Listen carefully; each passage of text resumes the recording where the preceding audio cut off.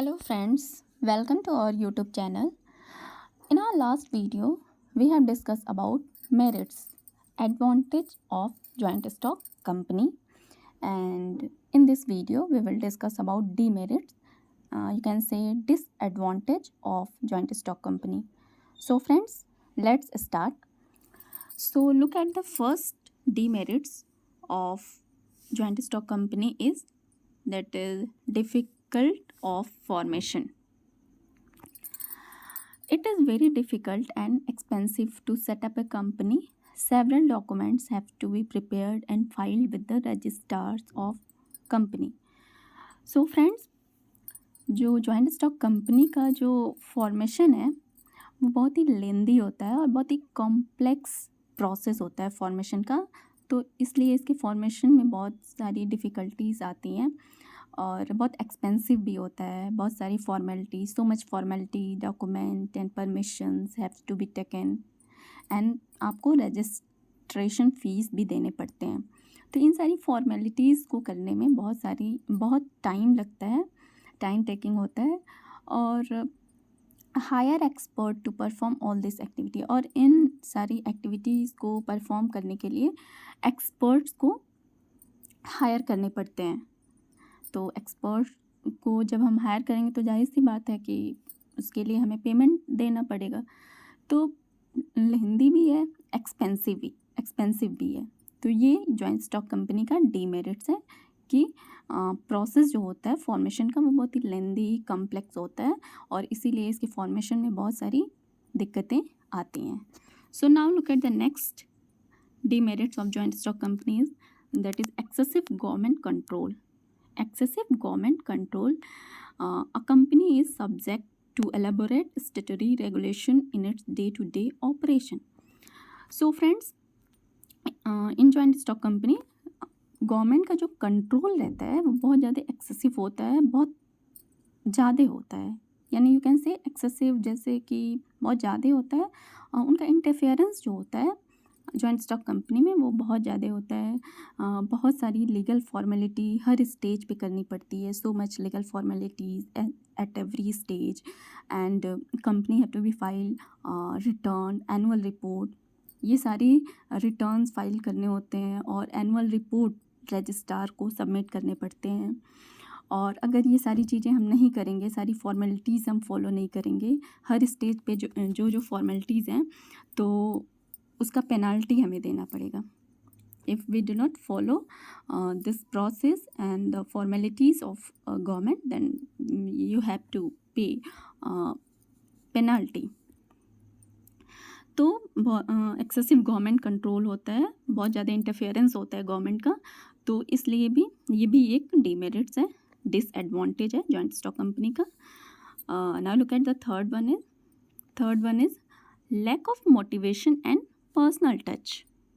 Lack of motivation and personal touch. There is a divorce, you can say separation between ownership and management in a large public company. So friends, third demerit जो है joint stock company का ये है कि इसमें जो motivation है वो बहुत ही कम होता है और पर्सनल टच जो ऑनर और उसमें जो प्रोफेशनल जो बोर्ड ऑफ डायरेक्टर्स होते हैं उनके बीच का जो पर्सनल टच होता है वो बहुत ही कम होता है। मतलब प्रैक्टिकल होते हैं लोग।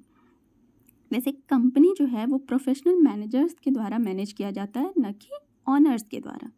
प्रोफेशनल मैनेजर्स को हम एक फ़िक्स सैलरी देते हैं और कोई डायरेक्ट लिंक नहीं होता है उस प्रोफेशनल मैनेजर का, वो क्या एफ़र्ट कर रहा है और उसे हम क्या रिवॉर्ड दे रहे हैं, उसका कोई डायरेक्ट लिंक नहीं होता है। आप कितना भी एफ़र्ट कर लो, आपको फ़िक्स सैलरी ही दिया जाएगा। कंपनी की प्रॉफिट कितनी भी हाई हो जाए, आप सेम सैलरी पे ही काम कर रहे हो।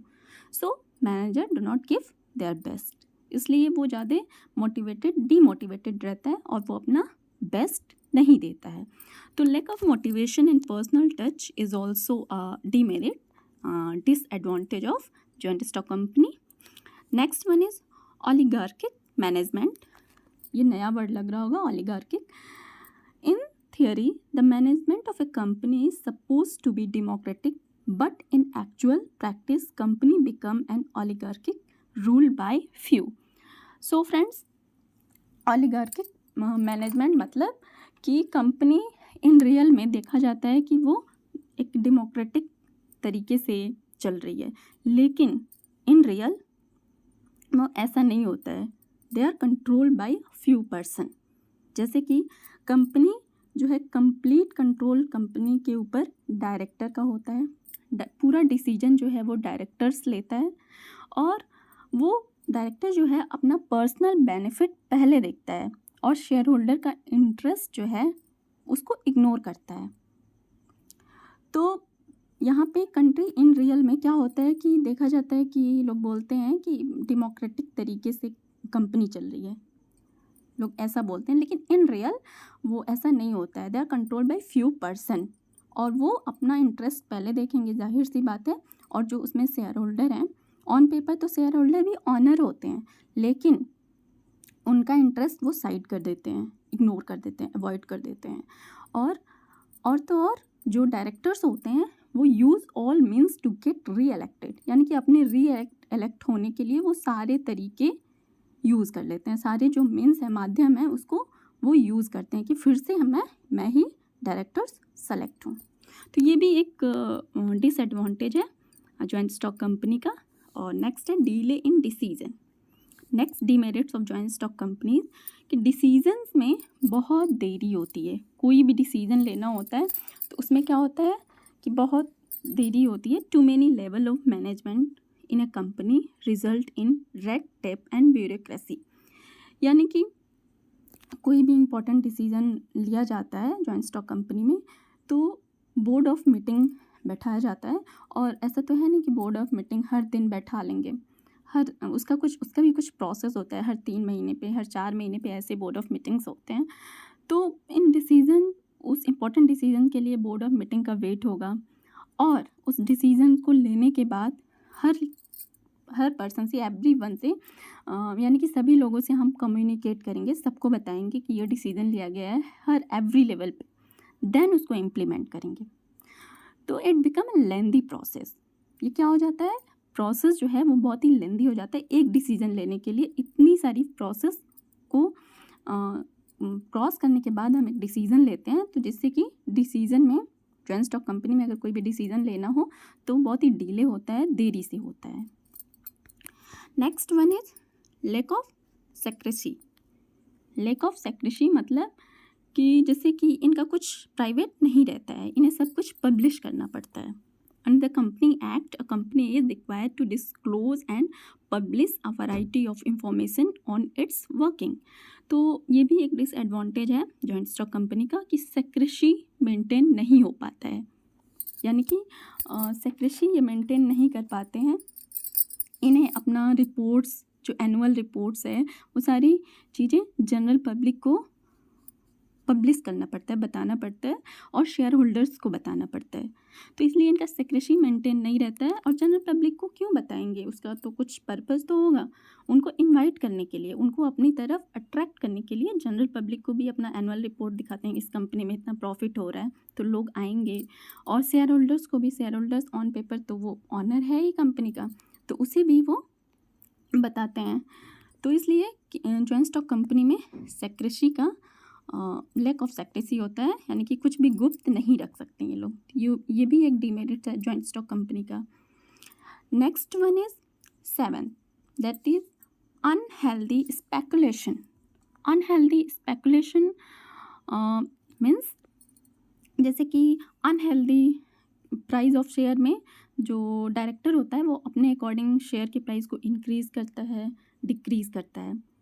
और डायरेक्टर अपना प्रॉफिट बनाने के लिए, director make profit by manipulating the price of share. Share के प्राइस को अपने अकॉर्डिंग कम करता है, ज़्यादा करता है, अपना प्रॉफिट बनाने के लिए, मेक करने के लिए।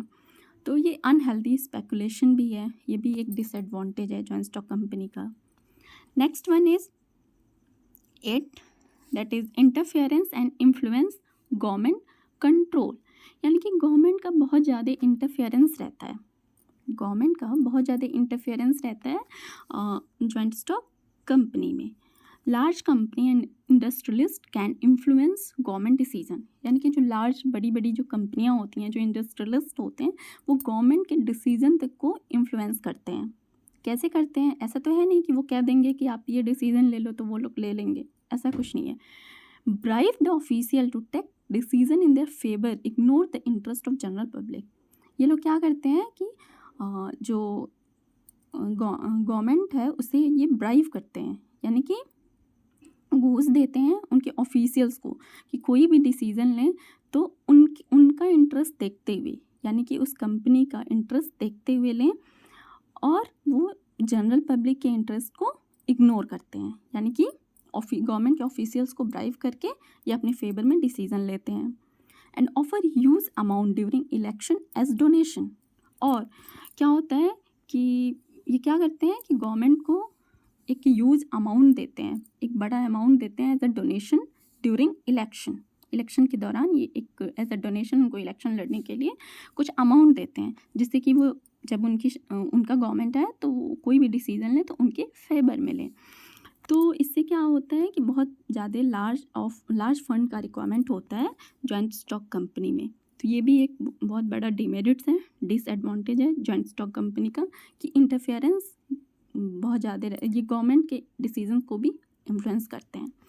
Next, social evils means formation of gang company में result in monopoly and concentration of economic power. तो यानी कि क्या होता है कि सोशल एविल्स, कुछ सामाजिक बुराइयां भी हैं जॉइंट स्टॉक कंपनी का, जैसे फॉर्मेशन बड़ी कंपनियों को बनाने में कि मोनोपोली, उसका रिजल्ट क्या आता है कि बहुत सारी चीज़ें एक लोगों के कंट्रोल में चला जाता है। जो इकोनॉमिक पावर है वो एक लोगों के कंट्रोल में चला जाता है, और कंपनी जो है वो अपने उस पावर को यूज़ करता है और इकोनॉमी, पॉलिटिकल डिसीजन, इन सारी चीज़ों को भी वो इन्फ्लुएंस करता है। गवर्नमेंट के डिसीज़न को भी इन्फ्लुएंस करता है। तो ये भी एक है, सोशल लेवल्स है, सामाजिक बुराई है मतलब जॉइंट स्टॉक कंपनी का। तो ये भी एक डीमेरिट है जॉइंट स्टॉक कंपनी का। So students, I hope you all understood about the demerit, disadvantage of joint stock company. So if you like my video, then like, share and subscribe. Thank you.